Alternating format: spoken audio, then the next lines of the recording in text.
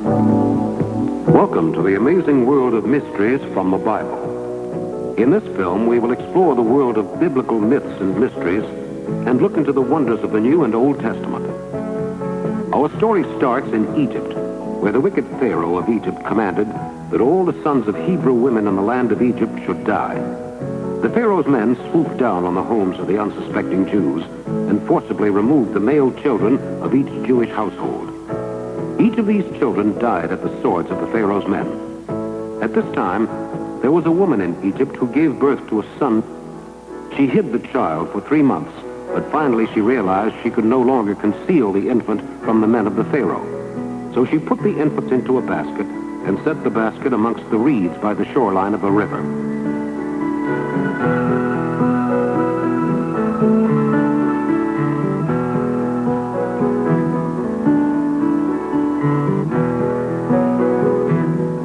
Nearby, the daughter of the Pharaoh was taking her morning bath when she saw the basket floating gently among the reeds and sent her maids to fetch it. They were astounded to discover a baby boy inside the basket. As the Bible relates the story, and when she had opened it, she saw the child, and behold, the babe wept. And she had compassion on him and said, "This is one of the Hebrews' children." Then said his sister to Pharaoh's daughter, "Shall I go and call to thee a nurse of the Hebrew women, that she may nurse the child for thee?" And Pharaoh's daughter said to her, "Go." And the maid went and called the child's mother. And Pharaoh's daughter said unto her, "Take this child away and nurse it for me, and I will give thee thy wages." And the woman took the child and nursed it. And the child grew, and she brought him unto Pharaoh's daughter, and he became her son. And she called his name Moses, and she said, "Because I drew him out of the water."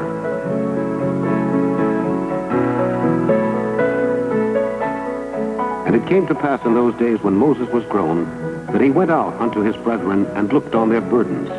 And he spied an Egyptian smiting an Hebrew, one of his brethren. And he looked this way and that way, and when he saw that there was no man, he slew the Egyptian and hid him in the sand.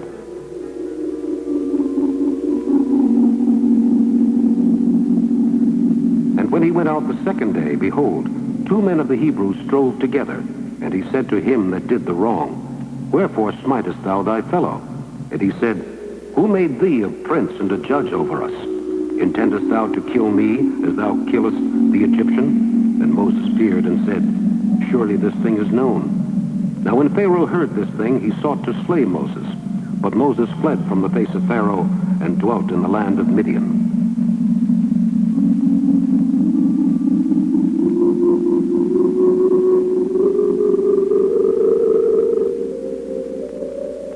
And so Moses went away and dwelt in the wilderness for a long time, to keep counsel by himself. And in the desert he was a shepherd. One day Moses was out tending the flocks when a remarkable occurrence took place. And the angel of the Lord appeared unto him in a flame of fire out of the midst of a bush. And he looked, and behold, the bush burned with fire, and the bush was not consumed. And Moses said, "I will now turn aside and see this great sight, why the bush is not burnt." And when the Lord saw that he turned aside to see, God called unto him out of the midst of the bush and said, "Moses, Moses, here am I. Draw not nigh hither. Put off thy shoes from off thy feet, for the place whereon thou standest is holy ground." And the Lord said, "I have surely seen the affliction of my people which are in Egypt, and have heard their cry by reason of their taskmasters, for I know their sorrows." The voice of the Lord instructed Moses to free his people and lead them out of slavery in Egypt. The voice of God commanded Moses to go to the Pharaoh and demand the freedom of the Jews in the name of God. And Moses answered and said, "But behold, they will not believe me, nor hearken unto my voice." And the Lord said unto him, "What is that in thine hand?" And he said, "A rod."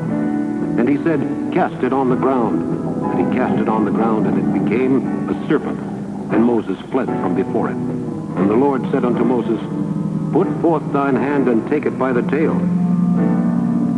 And he put forth his hand and caught it, and it became a rod in his hand, that they may believe that the Lord God of their fathers, the God of Abraham, the God of Isaac, and the God of Jacob, hath appeared unto thee. And the Lord said furthermore unto him, "Put now thine hand into thy bosom." And he put his hand into his bosom.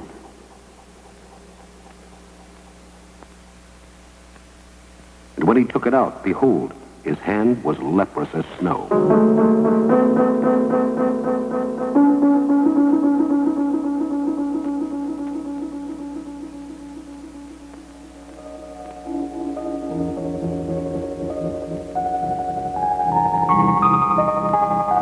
And he said, "Put thine hand into thy bosom again." And he put his hand into his bosom again, and plucked it out of his bosom. And behold, it was turned again as his other flesh. And it shall come to pass, if they will not believe thee, neither hearken to the voice of the first sign, that they will believe the voice of the latter sign. And it shall come to pass, if they will not believe also these two signs, neither hearken unto thy voice, that thou shalt take of the water of the river, and pour it upon the dry land, and the water which thou takest out of the river shall become blood upon the dry land.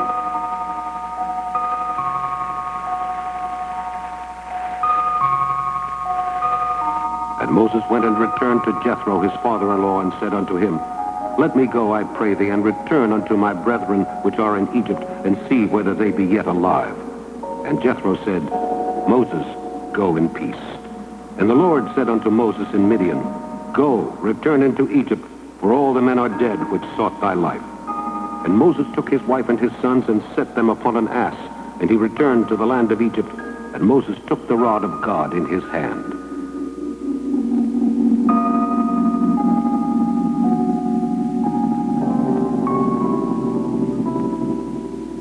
And Moses was joined in his task by his brother Aaron.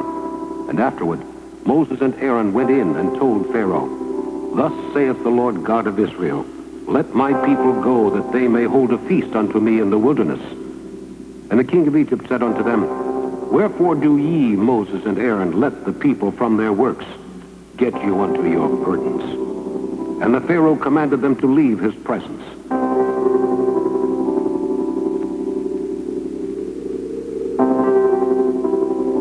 Moses walked out of the palace of the Pharaoh, dumbstruck by the cruelty of the despotic monarch of Egypt. He could not tell what he should do next. The people asked him, "Moses, what shall we do?" And Moses said, "We must trust in the Lord."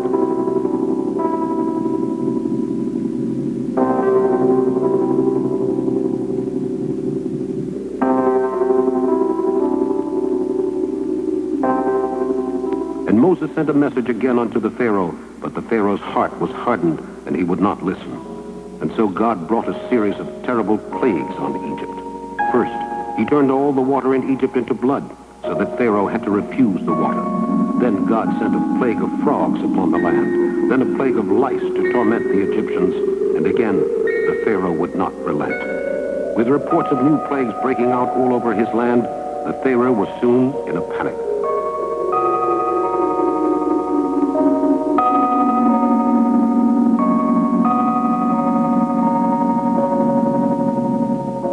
Then the Lord sent a plague of hail, then a swarm of locusts, to cover the land with a blanket of flying destruction. And Pharaoh rose up in the night, he and all his servants, and all the Egyptians, and there was a great cry in Egypt, for there was not a house where there was not one dead. Then God caused the angel of death to pass over the land, but the Jews were protected by crosses of lamb's blood on their doors.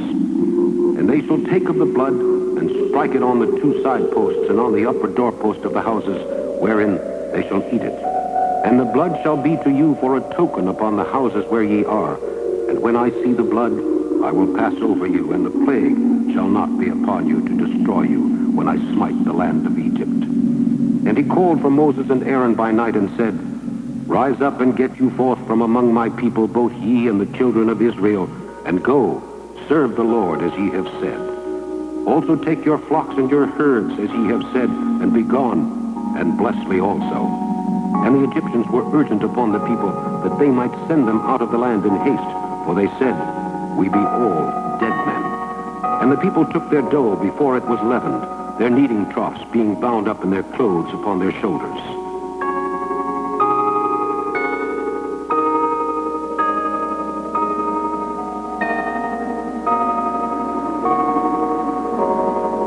And the children of Israel did according to the word of Moses. But the Pharaoh recanted in his decision, and sent his armies after Moses and his people as they tried to escape.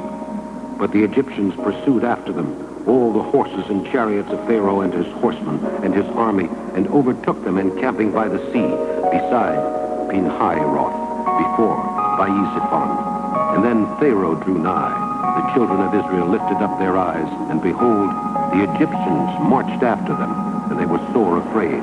And the children of Israel cried out unto the Lord. And Moses stretched out his hand over the sea, and the Lord caused the sea to go back by a strong east wind all that night, and made the sea dry land, and the waters were divided.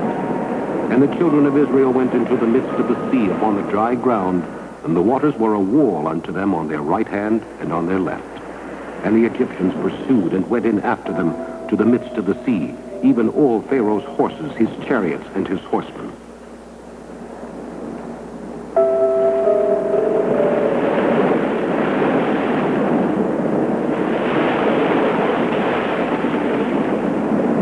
And the Lord said unto Moses, Stretch out thine hand over the sea, return to his strength when the morning appeared. And the Egyptians fled against him. And the Lord overthrew the Egyptians in the midst of the sea. Thus the Lord saved Israel that day out of the hand of the Egyptians. And Israel saw the Egyptians dead upon the seashore.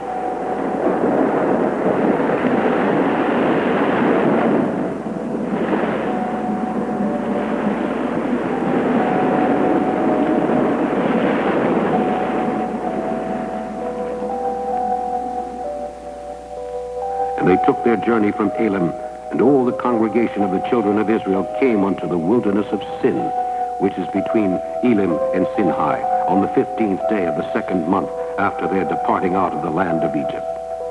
Then said the Lord unto Moses, Behold, I will rain bread from heaven for you, and the people shall go out and gather a certain rate every day, that I may prove them whether they will walk in my law or no.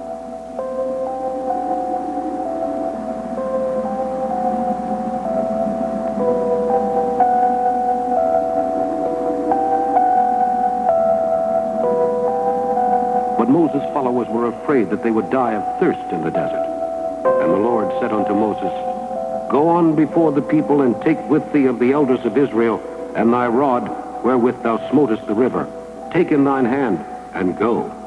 Behold, I will stand before thee there upon the rock in Horeb, and thou shalt smite the rock, and there shall come water out of it, that the people may drink. And Moses did so in the sight of the elders of Israel.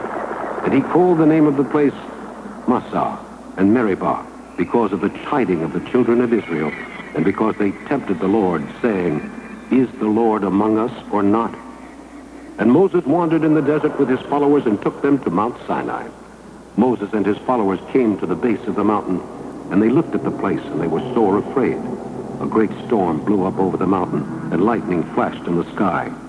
Moses and his followers stared in wonder as they heard the voice of the Lord. Ye have seen what I did unto the Egyptians, and how I bare you on eagle's wings, and brought you unto myself. Now therefore, if ye will obey my voice indeed, and keep my covenant, then ye shall be a peculiar treasure unto me above all people, for all the earth is mine. And ye shall be unto me a kingdom of priests, and an holy nation. And the voice of God told them that they were unfit to keep the laws of the God, and that they had to strive to keep a covenant with the Lord. And the Lord said unto Moses, Go down, charge the people, lest they break through unto the Lord to gaze, and many of them perish. And let the priests also, which come near to the Lord, sanctify themselves, lest the Lord break forth upon them. And Moses said unto the Lord, The people cannot come up to Mount Sinai, for thou chargest us, saying, Set bounds about the mount, and sanctify it.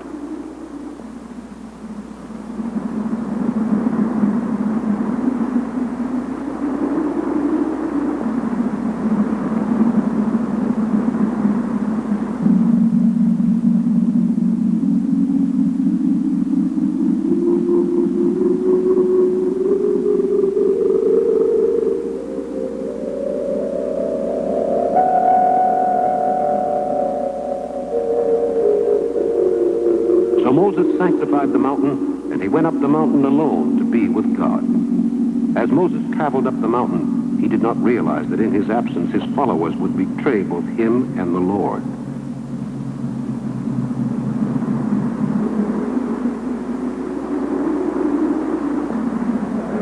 Moses' followers built an idol of a golden calf while Moses was away on the top of the mountain.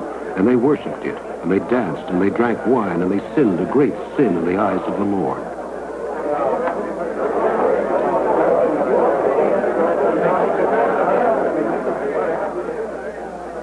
And Moses turned and went down from the mount, and 2 tables of the testimony were in his hand. The tables were written on both their sides. On the one side and on the other were they written. And the tables were the work of God, and the writing was the writing of God, graven upon the tables. And it came to pass as soon as he came nigh unto the camp, that he saw the calf and the dancing. And Moses' anger waxed hot, and he cast the tables out of his hands, and brake them beneath the mount.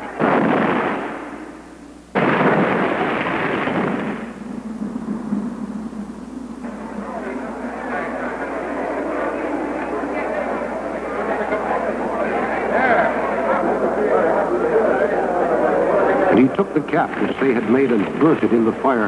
And Moses said unto Aaron, What did this people unto thee? And Aaron said, Let not the anger of my Lord wax hot. Thou knowest the people, that they are set on mischief. For they said unto me, Make us gods which shall go before us. For as for this Moses, the man that brought us up out of the land of Egypt, we wot not what is become of him. And it came to pass on the morrow that Moses said unto the people, Ye have sinned a great sin, and now I will go up unto the Lord.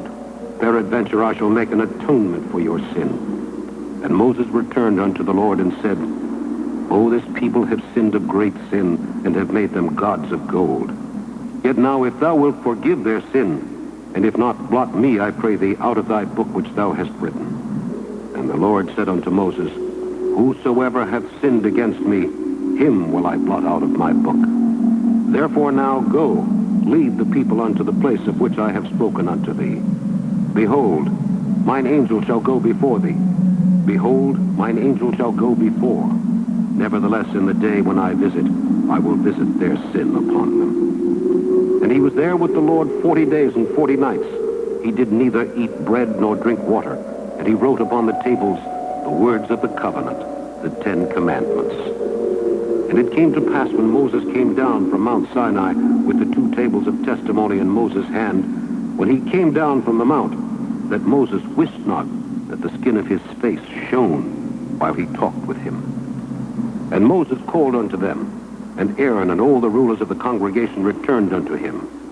And Moses talked with them. And afterward all the children of Israel came nigh, and he gave them in commandment all that the Lord had spoken with him in Mount Sinai.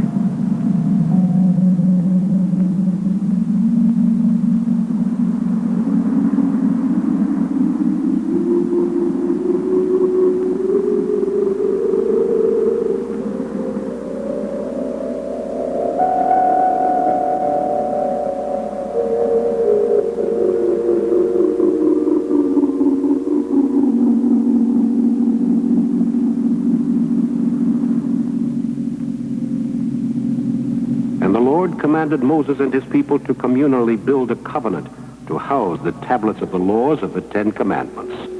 And they came, both men and women, as many were willing-hearted, and brought bracelets and earrings and rings and tablets, all jewels of gold.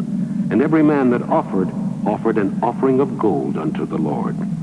And every man with whom was found blue and purple and scarlet and fine linen and goat's hair and red skins of rams and badger skins brought them.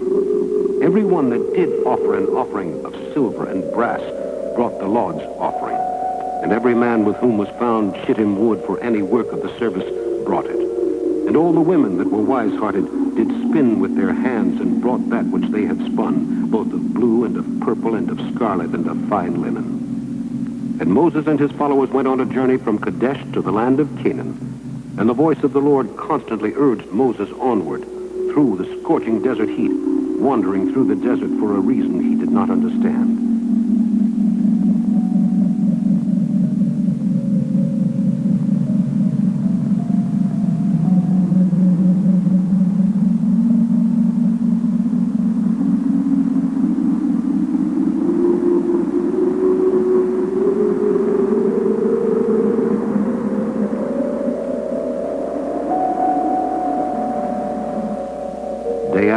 they walked in the desert amidst danger and poisonous snakes.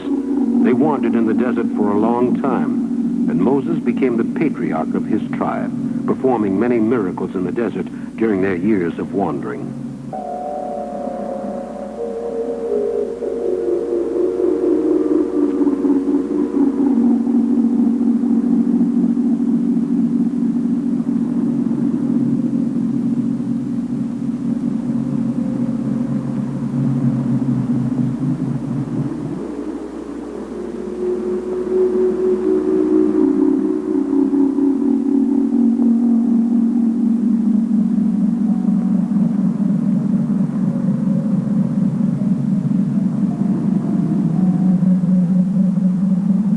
Then in Moses' later years, the people came to him and said, "Show us a sign from the Lord."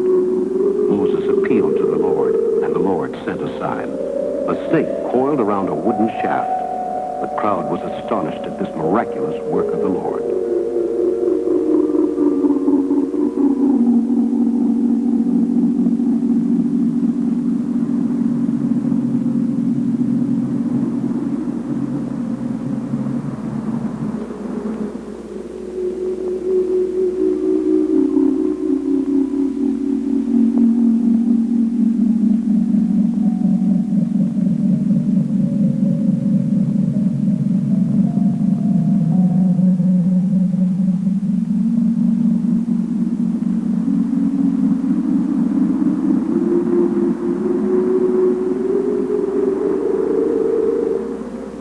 Then as Moses grew very old, he called his people about him, and Moses said unto his children, "Give ear, O ye heavens, and I will speak, and hear, O earth, the words of my mouth. My doctrine shall drop as the rain, my speech shall distill as the dew, as the small rain upon the tender herb, and as the showers upon the grass. Because I will publish the name of the Lord, ascribe ye greatness unto our God. He is the rock, his work is perfect, for all his ways are judgment, a God of truth and without iniquity, just and right is he. They have corrupted themselves. Their spot is not the spot of his children. They are a perverse and crooked generation. Do ye thus requite the Lord, O foolish people and unwise? Is not he thy father that hath brought thee? Hath he not made thee and established thee? Remember the days of old. Consider the years of many generations. Ask thy father, and he will show thee, thy elders, and they will tell thee. And Moses went up from the plains of Moab unto the mountain of Nebo, to the top of Pisgah, that is over against Jericho. And the Lord showed him all the land of Gilead, unto Dan, and all Naphtali, and the land of Ephraim and Manasseh, and all the land of Judah, unto the utmost sea, and the south, and the plain of the valley of Jericho, the city of palm trees, unto Zor. And the Lord said unto him, This is the land which I swear unto Abraham, unto Isaac, and unto Jacob, saying, I will give it unto thy seed. I have caused thee to see it with thine eyes, but thou shalt not go over thither. So Moses, the servant of the Lord, died there in the land of Moab, according to the word of the Lord. And he buried him in a valley in the land of Moab, over against Beth Peor. But no man knoweth of the sepulchre unto this day.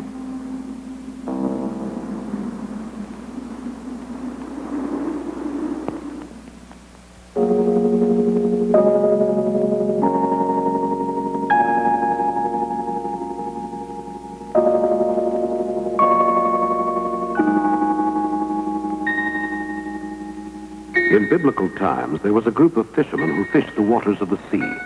These fishermen were poor, and they depended solely on their catch to feed them. They were at the mercy of the elements.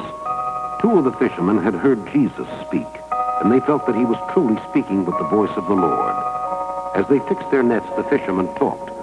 Some of them did not believe that it was really true what they were saying about Jesus, that he was truly the Son of God.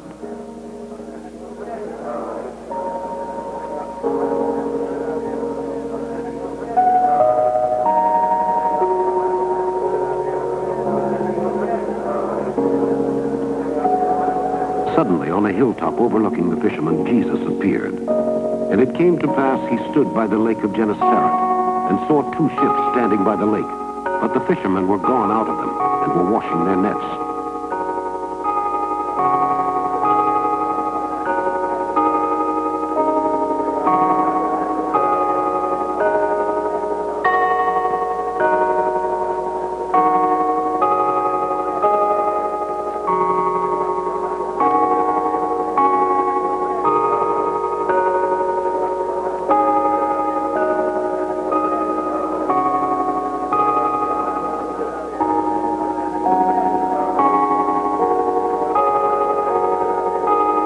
Jesus talked with the fishermen, and he saith unto them, Follow me, and I will make you fishers of men.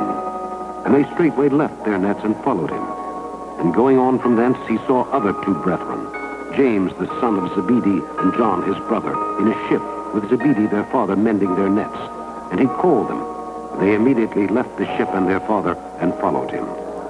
And Jesus went about all Galilee, teaching in their synagogues, and preaching the gospel of the kingdom, and healing all manner of sickness and all manner of disease among the people. And his fame went throughout all Syria, and they brought unto him all sick people that were taken with divers diseases and torments, and those which were possessed with devils, and those which were lunatic, and those that had the palsy, and he healed them.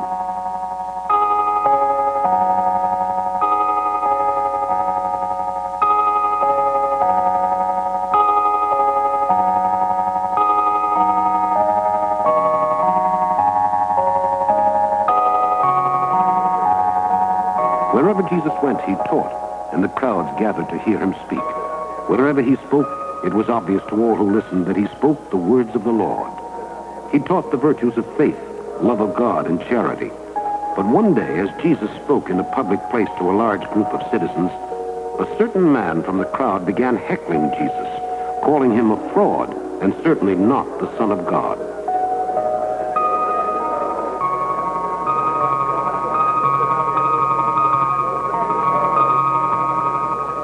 Jesus calmly walked from his podium and into the crowd.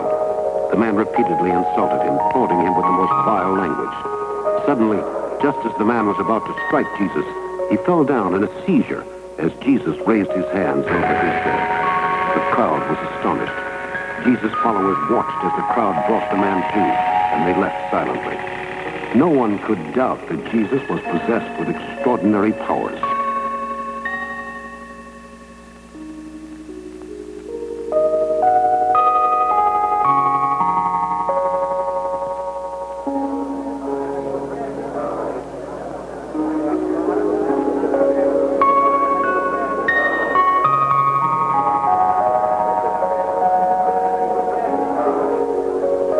Jesus walked out of the meeting place and into the city, leaving a crowd of followers on the steps of the temple.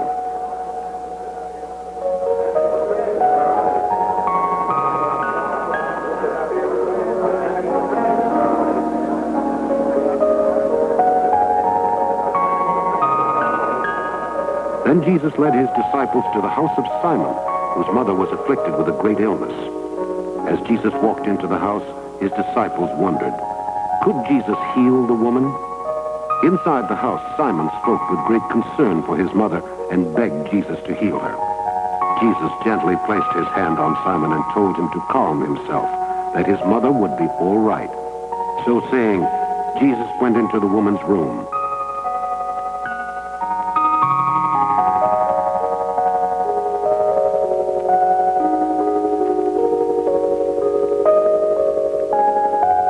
Sat down by the bedside and gently took the woman's hand in his. Then suddenly, miraculously, the woman rose from the bed. And he stood over her and rebuked the fever, and it left her. And immediately she arose and ministered unto them.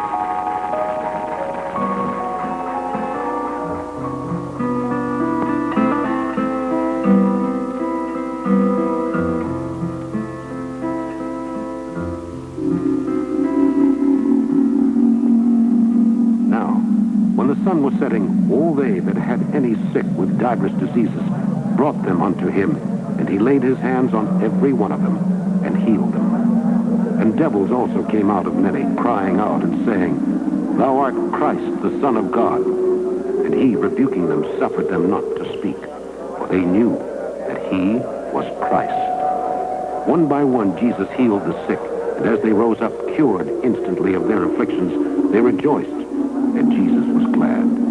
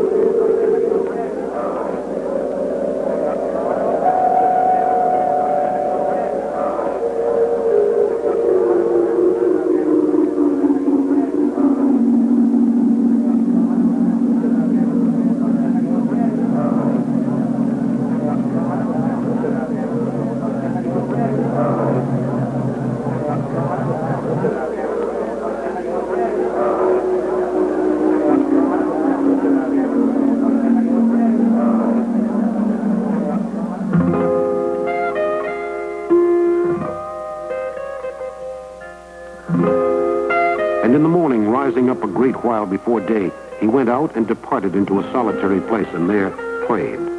And Simon and they that were with him followed after him. And when they had found him, they said unto him, All men seek for thee. And he said unto them, Let us go into the next towns, that I may preach there also, for therefore came I forth. And he preached in their synagogues throughout all Galilee, and cast out devils. Jesus and his disciples traveled from town to town, spreading the word of the Lord. Everywhere they went, Jesus told the people of the coming of the Lord.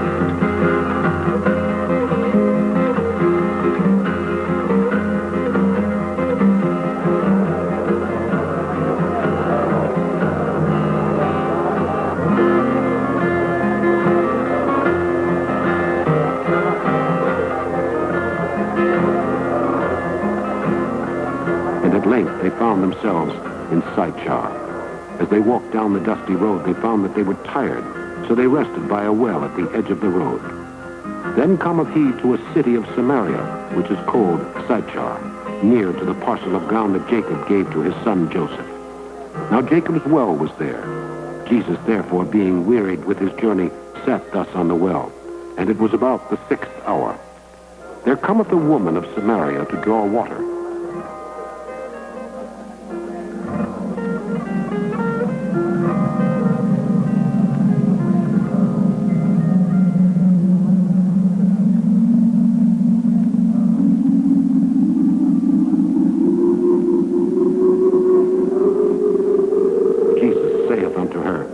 Give me to drink.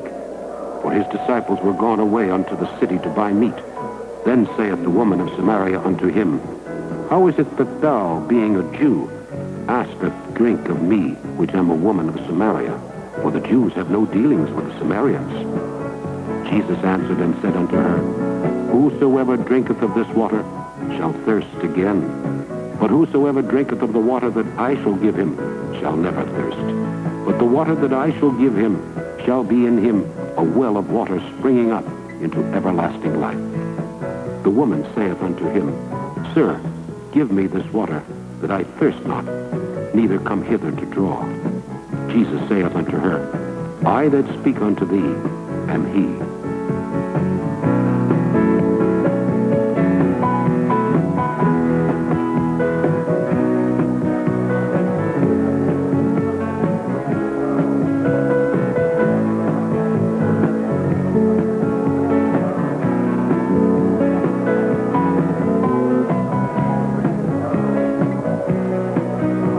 On this came his disciples and marveled that he talked with the woman. Yet no man said, "What seekest thou, or why talkest thou with her?"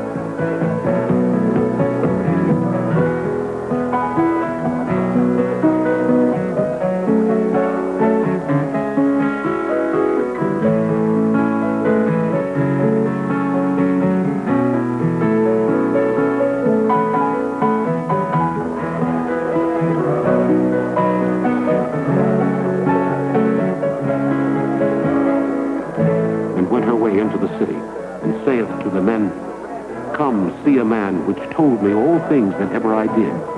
Is not this the Christ?" Then they went out of the city and came unto him.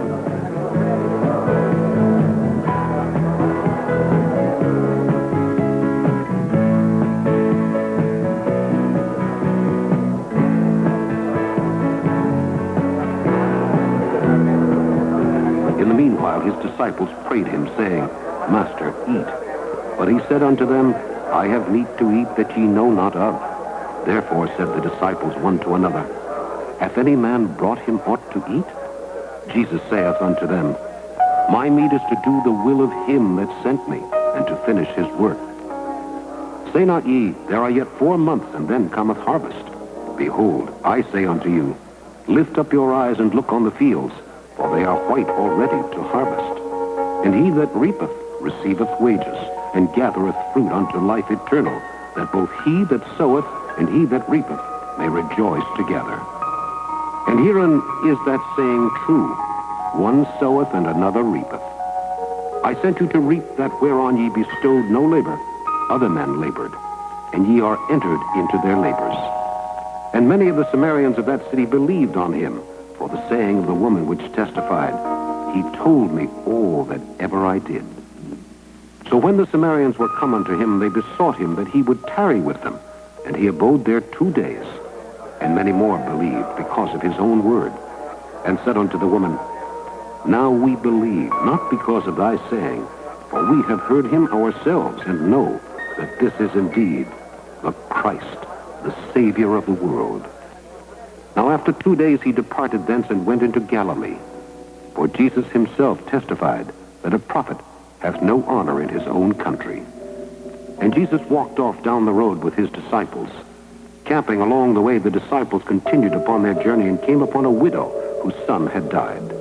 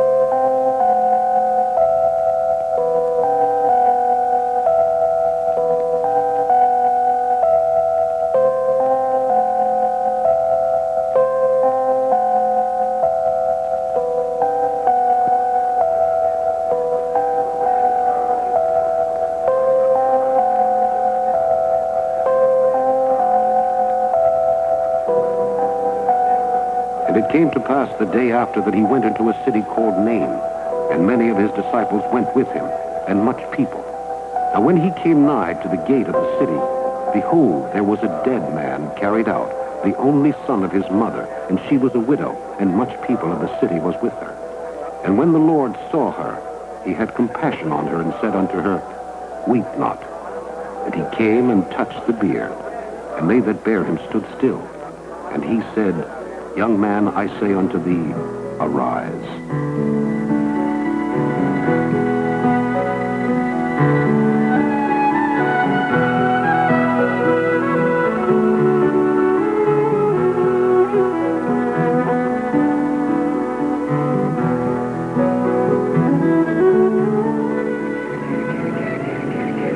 And he that was dead sat up and began to speak, and he delivered him to his mother. And there came a fear on all, and they glorified God, saying, that a great prophet is risen up among us, and that God hath visited his people. And this rumor of him went forth throughout all Judea, and throughout all the region round about.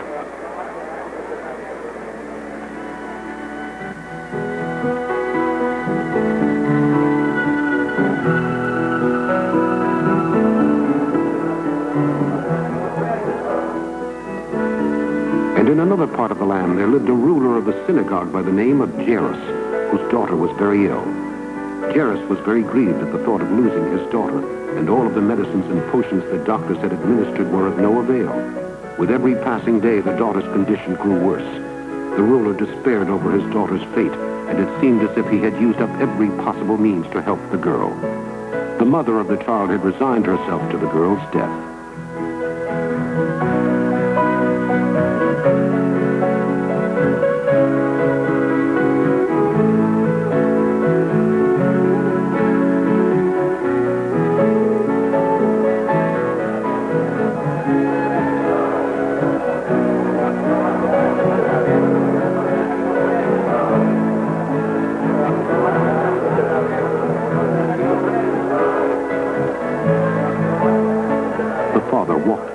Into the marketplace, not knowing what to do.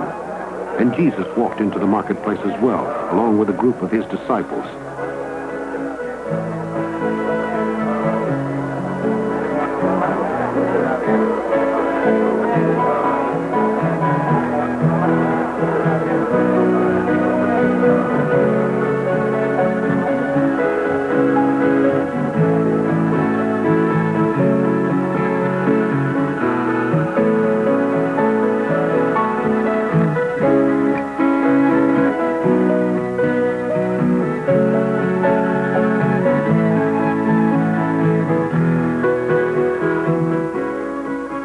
Jairus ran into the marketplace seeking Jesus, begging him to come with him to help his daughter. And much people followed him and thronged him. And a certain woman, which had an issue of blood 12 years, and had suffered many things of many physicians, and had spent all that she had, and was nothing bettered, but rather grew worse, when she had heard of Jesus, came in the press behind and touched his garment. For she said, if I may touch but his clothes, I shall be whole. And straightway she felt in her body that she was healed of that plague. And Jesus, immediately knowing in himself that virtue had gone out of him, turned him about in the press and said, Daughter, thy faith hath made thee whole. Go in peace, and be whole of thy plague. While he yet spake, there came from the ruler of the synagogue's house certain which said, Thy daughter is dead. Why troublest thou the master any further? As soon as Jesus heard the word that was spoken, he saith unto the ruler of the synagogue, Be not afraid, only believe. And he suffered no man to follow him, save Peter and James and John, the brother of James.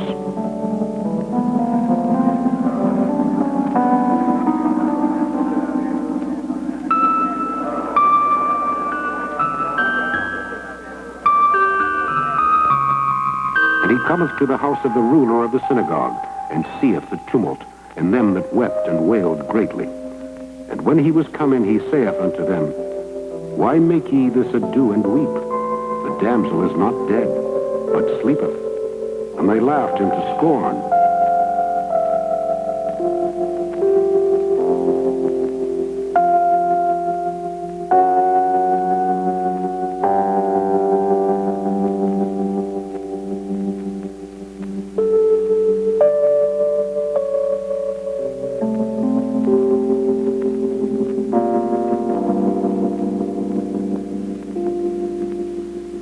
But when he had put them all out, he taketh the father and the mother of the damsel, and them that were with him, and entereth in where the damsel was lying.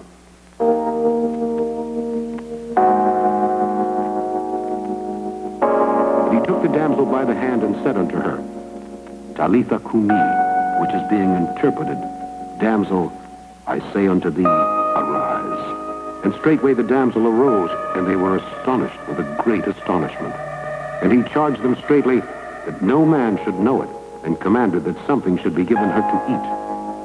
After this, Jesus wandered with his disciples, and everywhere they went, Jesus spread the word of the Lord. Jesus and his disciples traveled in many cities, braving the dangers of soldiers unsympathetic to the word of God. But through all of this, Jesus never gave up his practice of performing miracles.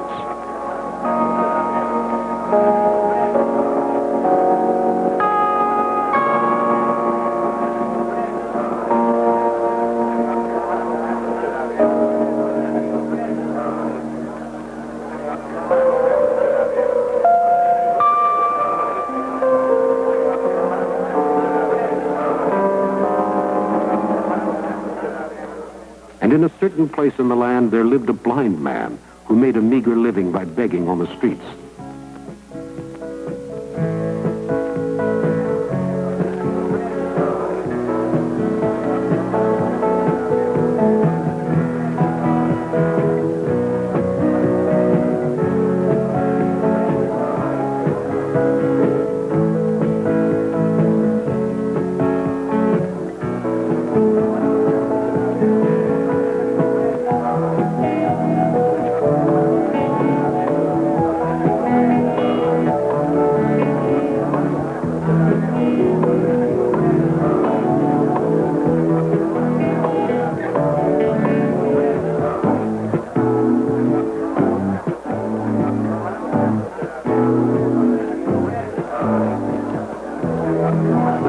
Blind from birth and had to sit silently in a filthy corner of the city until at the end of each day he would walk home with the little money he had made, which he used to support both himself and his parents whom he lived with.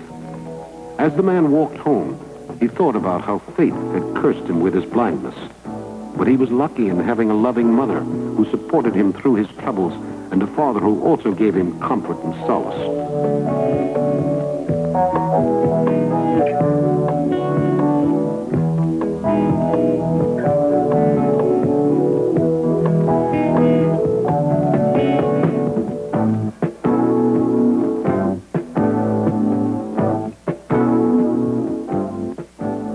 Together, although they were poor, they formed a happy family unit, and the man's life was not as miserable as it might have been. The next morning, when the man returned to his customary corner of the city, Jesus happened to come upon him. And as Jesus passed by, he saw a man which was blind from his birth. And his disciples asked him, saying, "Master, who did sin, this man or his parents, that he was born blind?" Jesus answered, "Neither hath this man sinned, nor his parents, but that the works of God should be made manifest in him." When he had thus spoken, he spat on the ground and made clay of the spittle, and he anointed the eyes of the blind man with the clay.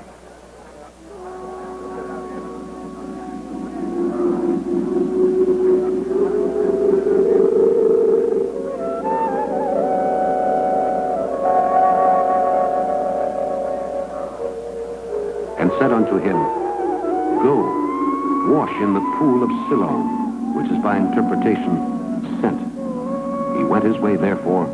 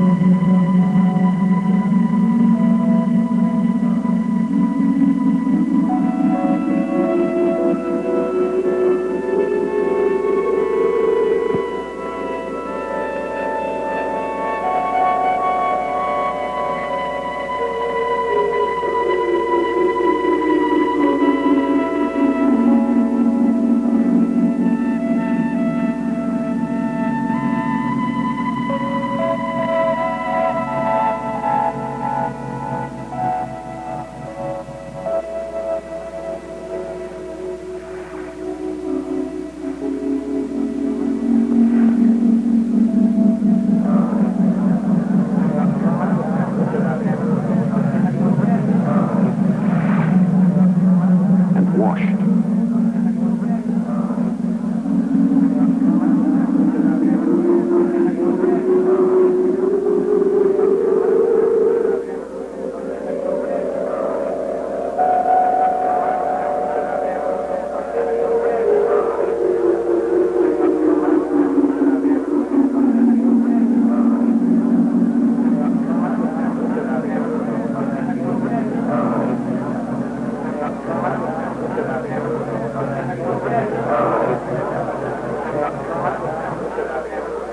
Came, seeing.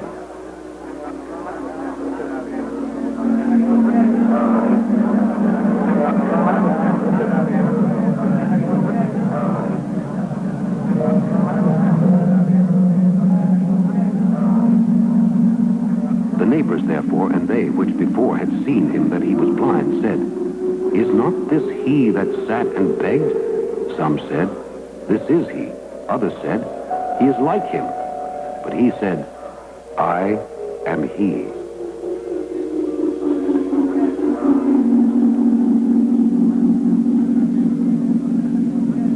Therefore said they unto him, How were thine eyes opened? He answered and said, A man that is called Jesus made clay, and anointed mine eyes, and said unto me, Go to the pool of Siloam and wash. And I went and washed, and I received sight.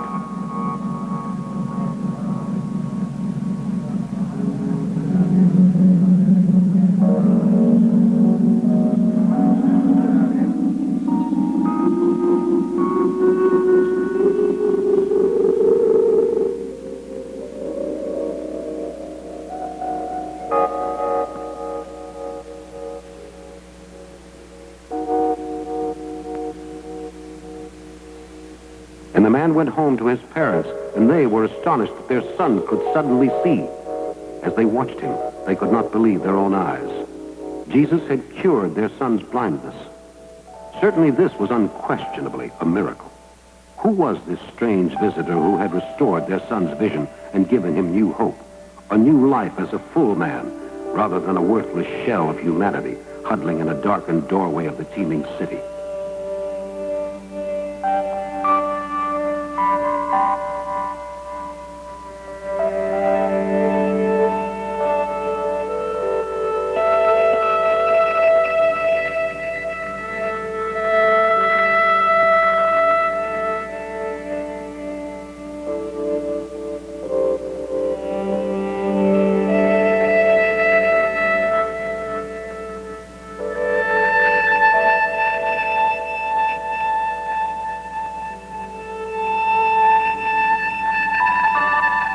And mother, father, and son rejoiced together.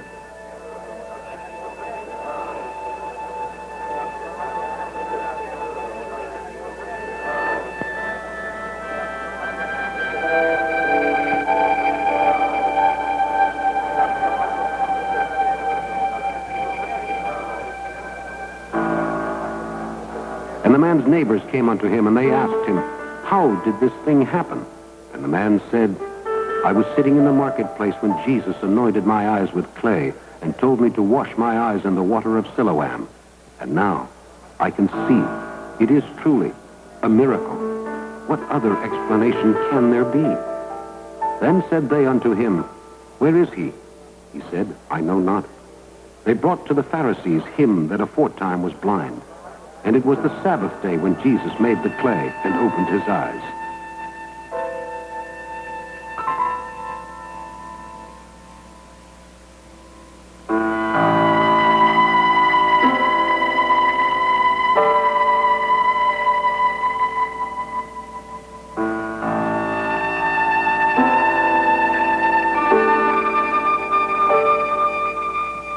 Then again the Pharisees also asked him how he had received his sight.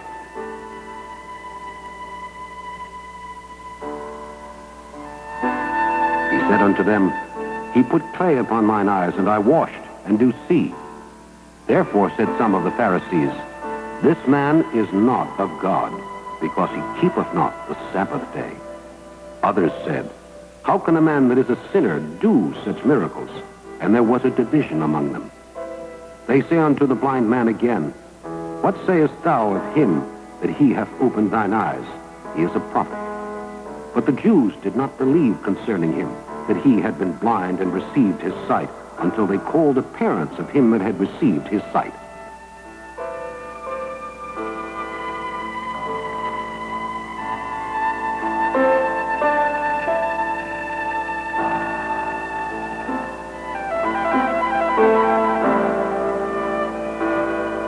And they asked them, saying, Is this your son, who ye say was born blind? How then doth he now see? His parents answered them and said, We know that this is our son, and that he was born blind. But by what means he now seeth, we know not. Or who hath opened his eyes, we know not. He is of age. Ask him. He shall speak for himself. These words spake his parents because they feared the Jews. For the Jews had agreed already that if any man did confess that he was Christ, he should be put out of the synagogue. Therefore said his parents, He is of age.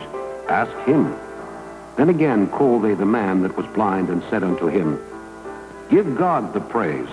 We know that this man is a sinner. He answered and said, Whether he be a sinner or no, I know not. One thing I know, that whereas I was blind, now I can see. Then said they to him again, What did he to thee? How opened he thine eyes? And the man told them the story.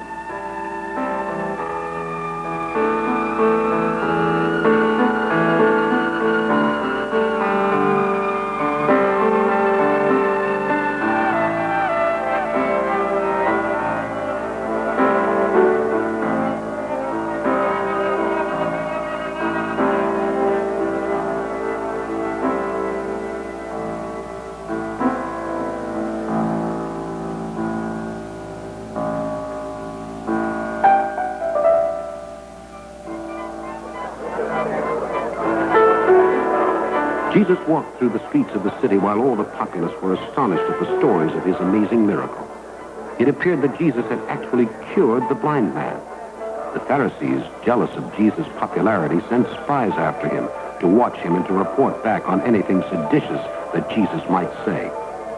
Jesus went about unconcernedly, continually preaching the word of the Lord.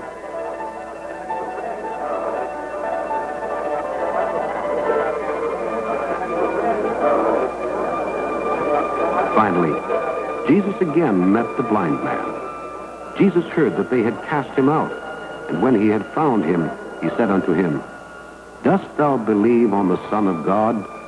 He answered and said, Who is he, Lord, that I might believe on him? And Jesus said unto him, Thou hast both seen him, and it is he that talketh with thee. And he said, Lord, I believe. And he worshipped him. And Jesus said, For judgment I am come into this world, that they which see not might see, and that they which see might be made blind. And some of the Pharisees which were with him heard these words, and said unto him, Are we blind also? Jesus said unto them, If ye were blind, ye should have no sin. But now ye say, We see, therefore your sin remaineth. Verily, verily, I say unto you, He that entereth not by the door into the sheepfold, but climbeth up some other way, the same is a thief and a robber. But he that entereth in by the door is the shepherd of the sheep. To him the porter openeth, and the sheep hear his voice, and he calleth his own sheep by name, and leadeth them out.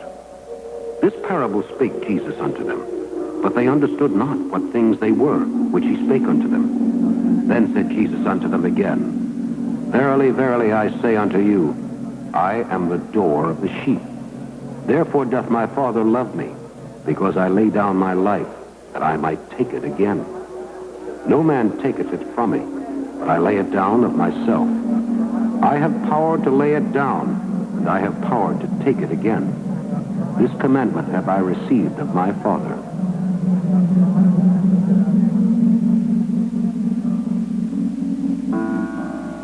The next day, Jesus was walking with his disciples in the town when they came upon a money changer in the temple. Jesus was outraged at the presence of the money changer in the holy house of worship, and he scourged and whipped the money changer out of the temple. The money changer never returned to the temple again. In Jesus' time, social conditions were incredibly unfair. If a powerful man could afford it, he could hire soldiers to block off an entire town and charge a fee to enter or leave the city. In this manner, unscrupulous men of biblical times could consolidate their wealth and power by taking 10 pieces of silver from everyone in the town who wished to go there for either business or pleasure. Occasionally, someone might not have the required entry or exit fee, and trouble would ensue.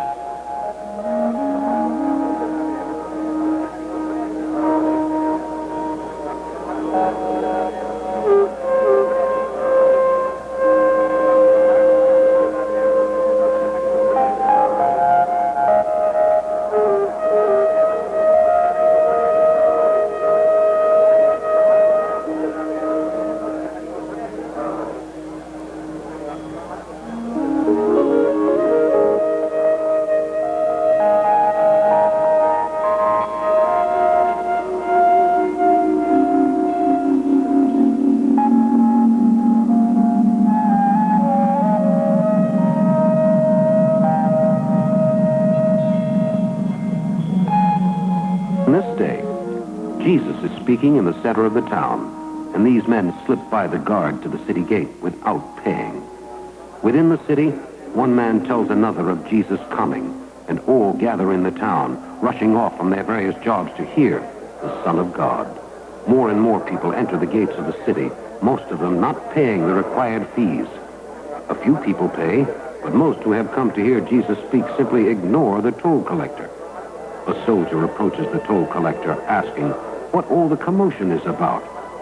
Jesus is speaking in the center of town, the man says, and I'm going off to meet him. And the man rushes away, leaving the astonished soldier.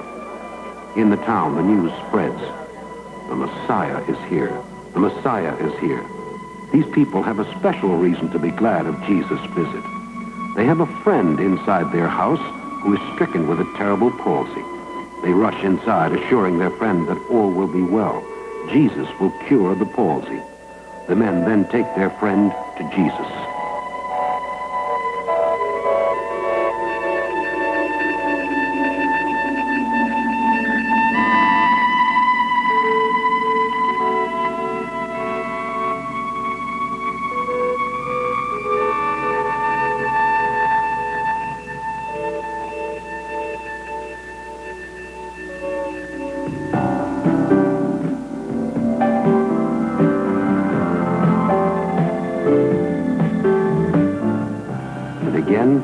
He entered into Capernaum after some days, and it was noised that he was in the house. And straightway many more were gathered together, and he preached the word unto them. And they come unto him, bringing one sick of the palsy, which was born of 4. And when they could not come nigh unto him for the press, they uncovered the roof where he was.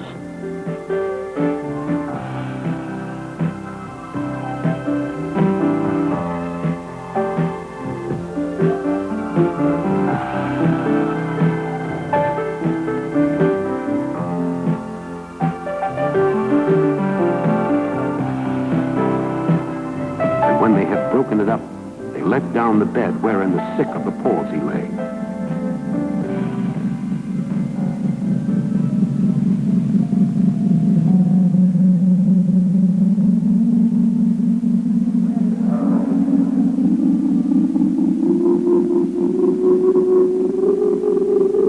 When Jesus saw their faith, he said unto the sick of the palsy, Son, thy sins be forgiven thee.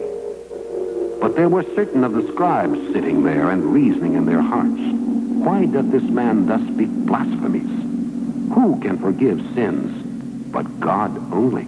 And immediately when Jesus perceived in his spirit that they so reasoned within themselves, he said unto them, Why reason ye these things in your hearts?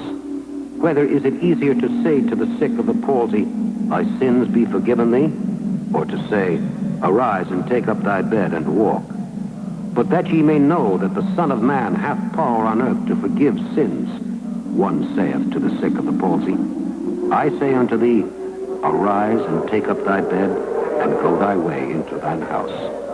And immediately he arose, took up the bed, and went forth before them all, insomuch that they were all amazed and glorified God, saying, We never saw it on this fashion.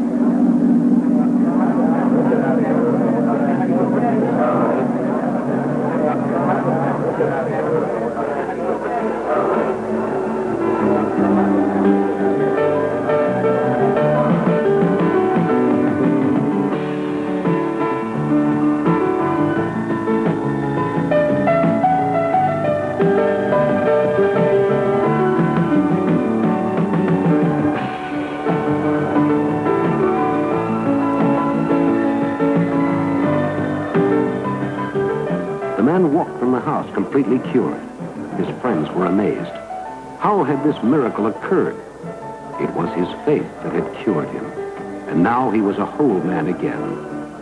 As the man walked down the road, Christ came out of the house, as the multitudes gathered around him, astonished at the miracle he had performed. In the back of the crowd, the toll collector at the city gate watched in amazement.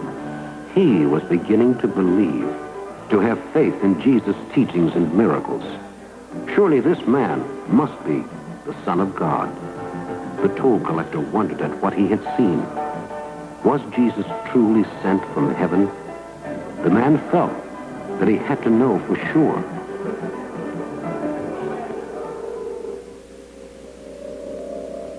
And after these things, he went forth and saw a publican named Levi sitting at the receipt of custom. And he said unto him, Follow me. And he left all, rose up, and followed him.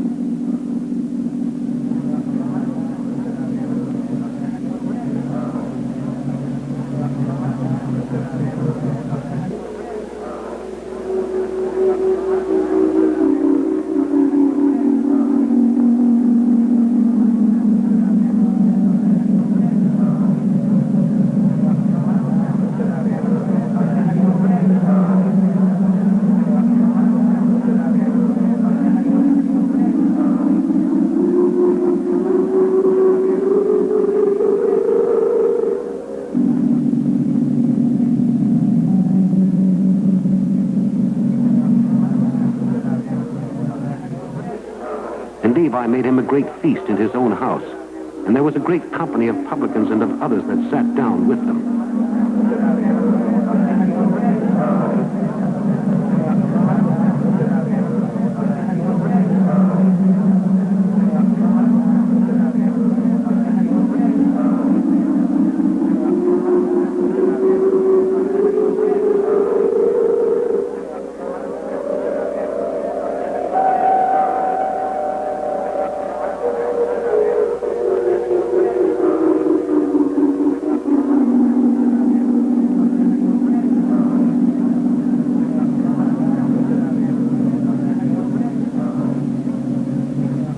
Their scribes and Pharisees murmured against his disciples, saying, Why do ye eat and drink with publicans and sinners? And Jesus answering said unto them, They that are whole need not a physician, but they that are sick. I came not to call the righteous, but sinners to repentance. And they said unto him, Why do the disciples of John fast often and make prayers, and likewise the disciples of the Pharisees, but thine eat and drink? And he said unto them, Can ye make the children of the bride chamber fast, while the bridegroom is with them? But the days will come when the bridegroom shall be taken away from them, and then shall they fast in those days. And he spake also a parable unto them. No man putteth a piece of a new garment upon an old. If otherwise, then both the new maketh a rent, and the piece that was taken out of the new agreeth not with the old. And no man putteth new wine into old bottles, else the new wine will burst the bottles and be spilled, and the bottles shall perish. But new wine must be put into new bottles, and both are preserved. No man also having drunk old wine straightway desireth new, for he saith, The old is better. And the Pharisees hearing this were much angered, and they left the feast hurriedly. Jesus watched them go silently. He knew that he would hear from these men again, but he was not afraid. The toll collector listened in wonderment as he sat next to Jesus at the banquet table. Truly, This man was the Son of God.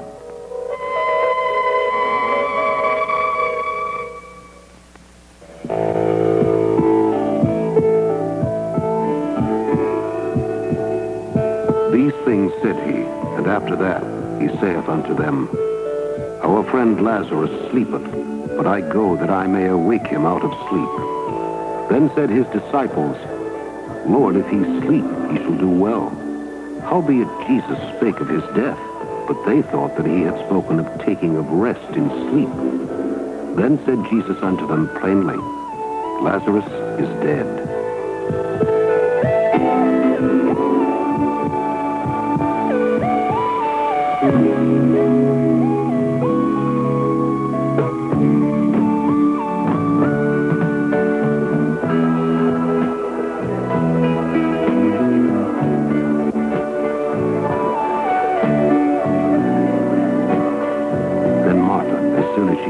Jesus was coming, went and met him, but Mary sat still in the house.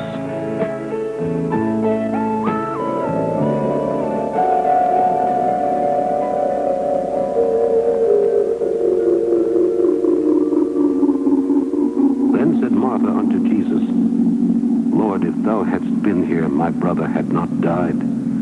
Jesus saith unto her, Thy brother shall rise again. I am the resurrection and the life. He that believeth in me, though he were dead, yet shall he live. And whosoever liveth and believeth in me shall never die. So Martha went her way and called Mary her sister secretly, saying, The Master is come and calleth for thee.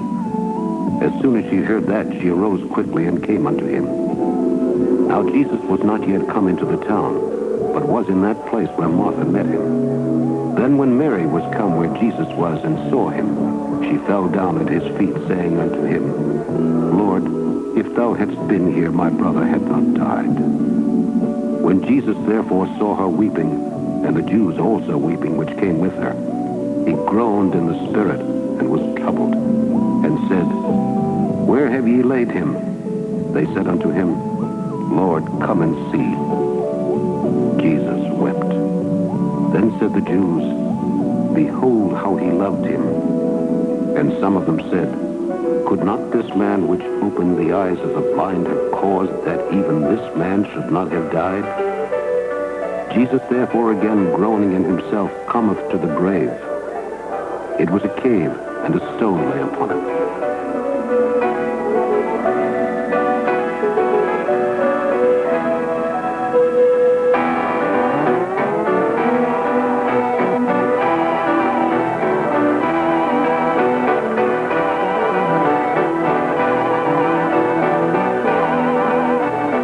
Jesus said, Take ye away the stone. Martha, the sister of him that was dead, saith unto him, Lord, by this time he stinketh, for he hath been dead 4 days. Jesus saith unto her, Said I not unto thee that if thou wouldst believe, thou shouldst see the glory of God? Then they took away the stone from the place where the dead was laid. And Jesus lifted up his eyes and said, Father, I thank thee that thou hast heard me. And I knew that thou hearest me always. But because of the people which stand by, I said it, that they may believe that thou hast sent me.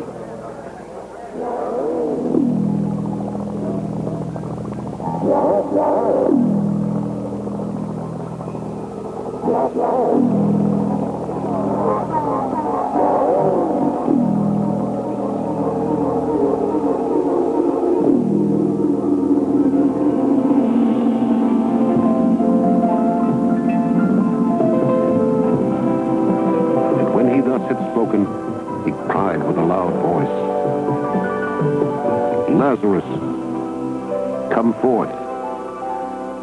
And he that was dead came forth, bound hand and foot with grave clothes, and his face was bound about with a napkin. Jesus saith unto them, Loose him and let him go.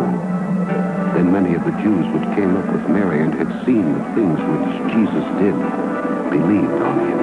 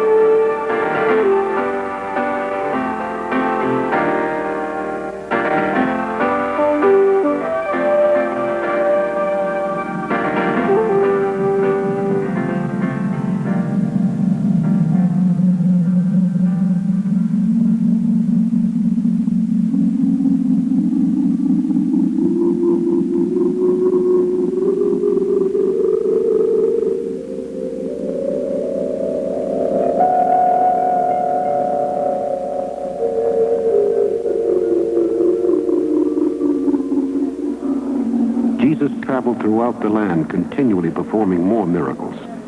He walked from town to town with his disciples, preaching wherever he could. He gave sermons everywhere, on mountains, in churches, and kept performing miracles that astonished all those who followed him. He never kept any material possessions, but believed totally that his was the kingdom of heaven. But several weeks later, Christ's life on earth was cut short.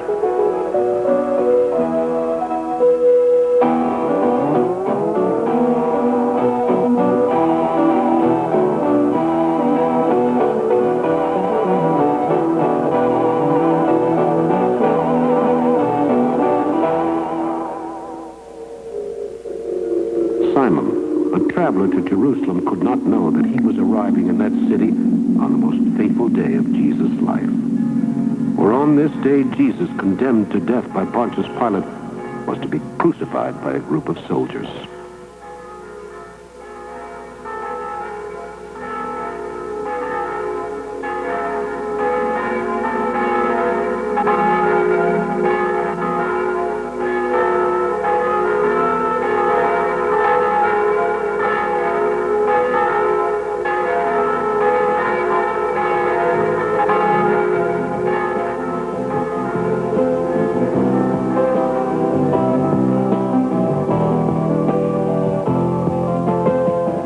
Pilate therefore took Jesus and scourged him.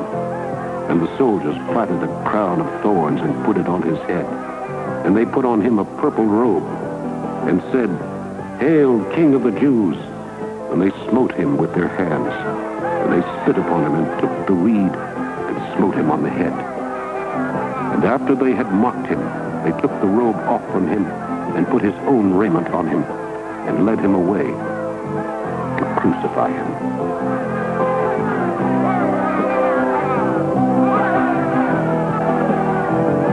And there were also two other malefactors led with him to be put to death.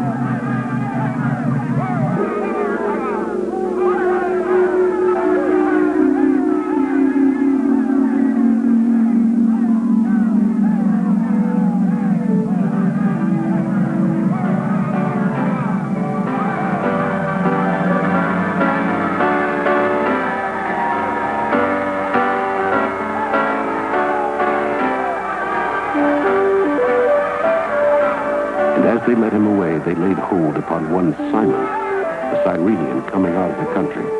And on him they laid the cross, that he might bear it after Jesus.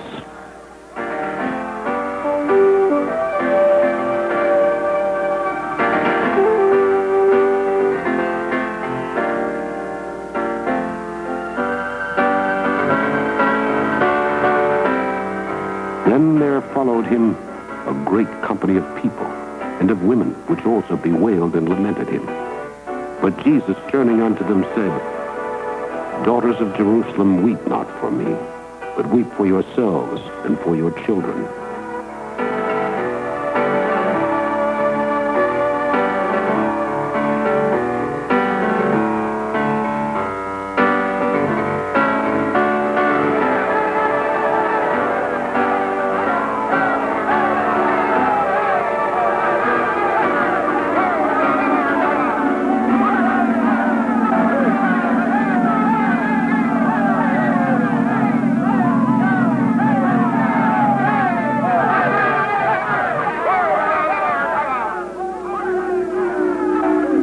Bring him unto the place of Golgotha, which is being interpreted, the place of a skull.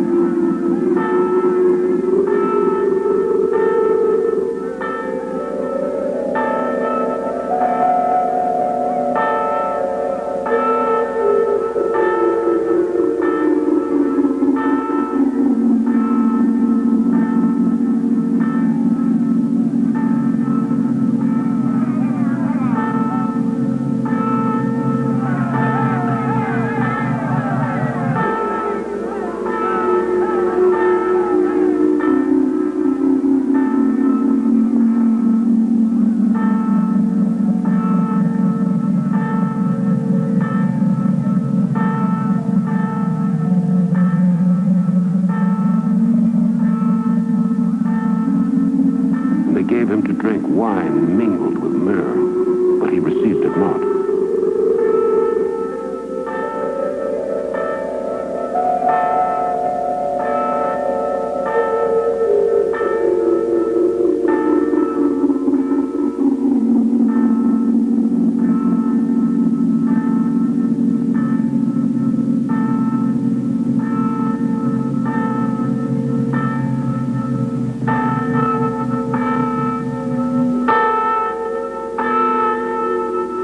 And when they had crucified him, they parted his garments, casting lots upon them what every man should take.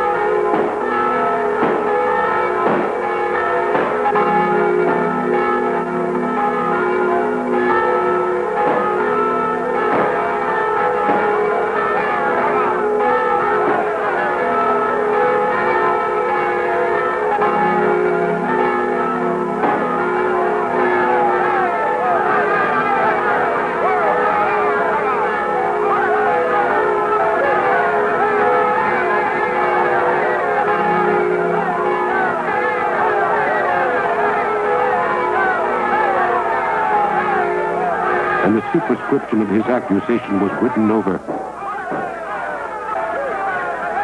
"The King of the Jews."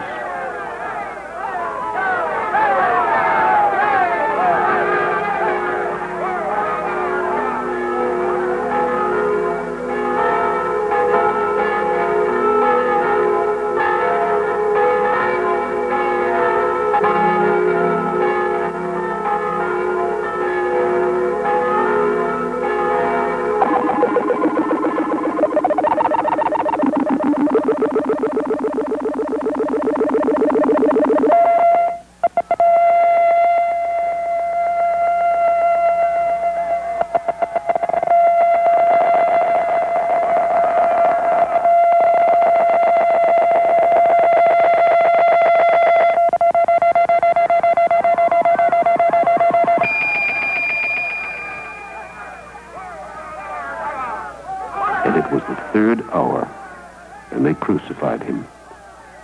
And with him they crucified two thieves, the one on his right hand and the other on his left. And the scripture was fulfilled, which saith, "And he was numbered with the transgressors."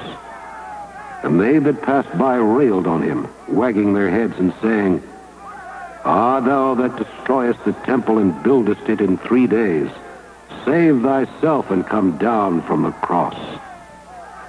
Likewise also the chief priests, mocking, said among themselves with the scribes, "He saved others, himself he cannot save." Then the soldiers, when they had crucified Jesus, took his garments and made 4 parts, to every soldier a part, and also his coat.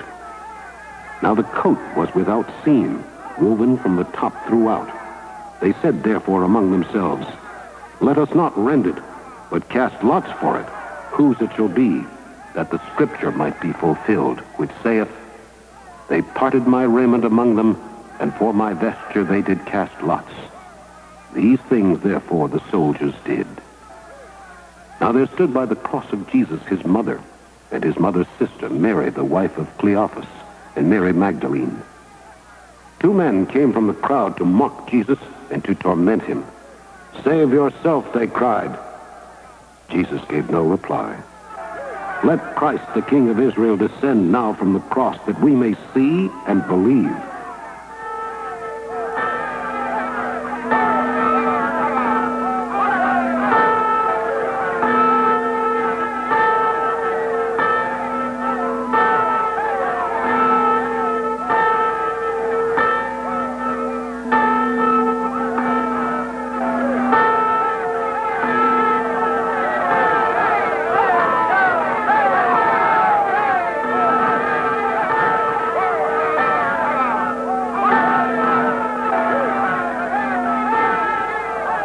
And one of the malefactors which were hanged railed on him, saying, "If thou be Christ, save thyself and us."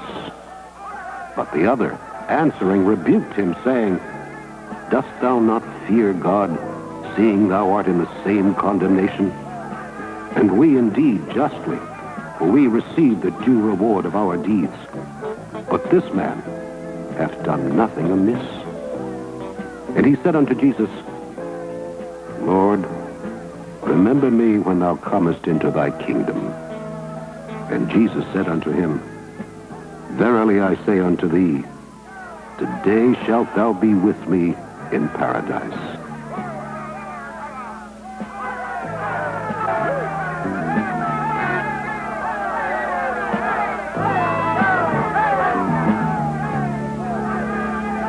When Jesus therefore saw his mother and the disciple standing by whom he loved, he saith unto his mother, "Woman, behold thy son." Then saith he to the disciple, "Behold thy mother." And from that hour that disciple took her unto his own home.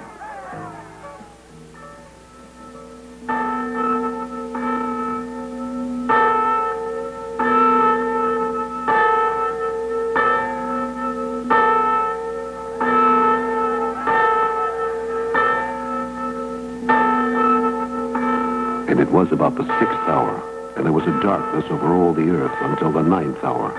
And the sun was darkened, and the veil of the temple was rent in the midst.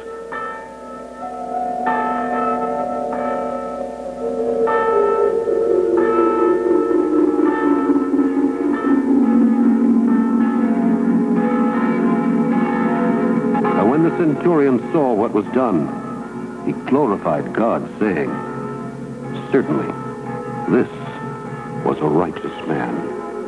And all the people that came together to that sight, beholding the things which were done, smote their breasts and returned. And all his acquaintance and the women that followed him from Galilee stood afar off, beholding these things.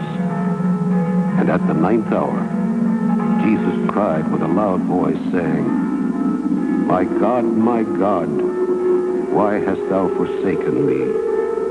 And some of them that stood by when they heard it said, "Behold, he calleth Elias."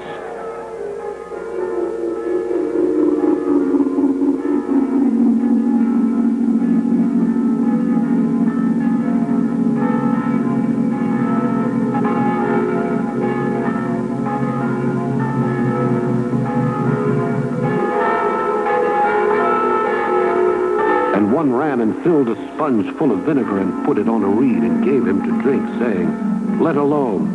Let us see whether Elias will come to take him down." And Jesus cried with a loud voice,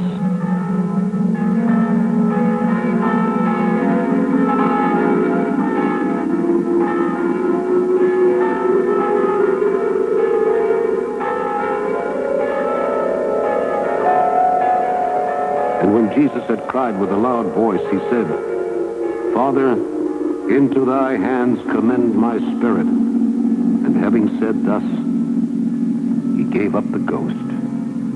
And behold, the veil of the temple was rent in twain from the top to the bottom. And the earth did quake, and the rocks rent, and the graves were opened. And many bodies of the saints which slept arose and came out of the graves after his resurrection, and went into the holy city and appeared unto many. But when the centurion and they that were with him watching Jesus saw the earthquake and those things that were done, they feared greatly, saying, "Truly, this was the Son of God."